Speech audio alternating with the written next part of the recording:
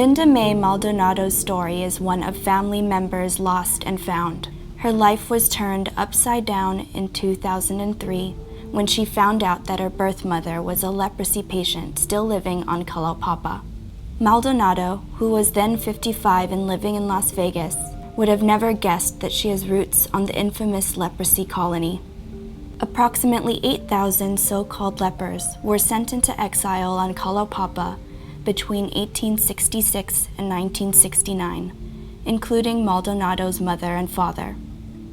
Perhaps like thousands of other children who were born to Kalaupapa patients, Maldonado was taken away at birth and immediately put in the custody of another family. Maldonado was raised in Pololo Valley alongside 5 adoptive siblings by Catholic parents. They never told her the truth about her roots, likely because the disease was widely stigmatized. Civil Beat first profiled Maldonado back in 2011, 4 years after her birth mother died on Kalaupapa. We wrote about Maldonado's efforts to reconnect with her birth mother on Kalaupapa during the last 4 years of the latter's life, a bittersweet memory that gave her both closure and pain. Maldonado's birth mother, Nellie McCarthy, was detached from her.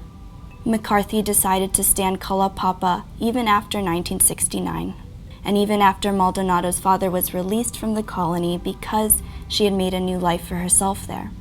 Maldonado's days are still full of regret. She wonders how many relationships and memories she missed out on during her first 55 years, what her life would have been like if she had met estranged half-siblings, nephews and nieces, cousins and grandchildren. She regrets falling out with adoptive siblings amid her recent soul-searching and the hatred she once harbored toward her adoptive and birth parents.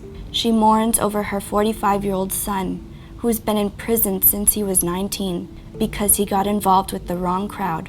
But Maldonado's days are also full of hope.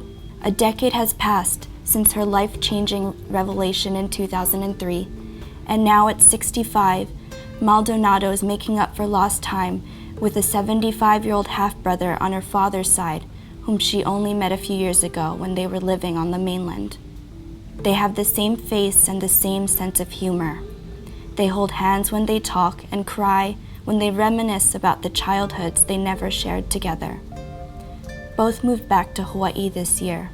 Melvin Carrillo and Maldonado recently met with Civil Beat in Maldonado's small Kapolei townhouse to chat about life in the 2 years since we last spoke. Carrillo was in town from Maui because his granddaughter was getting married in a few days. The wedding would bring together relatives who had never met each other, including several of Maldonado and Carrillo's children.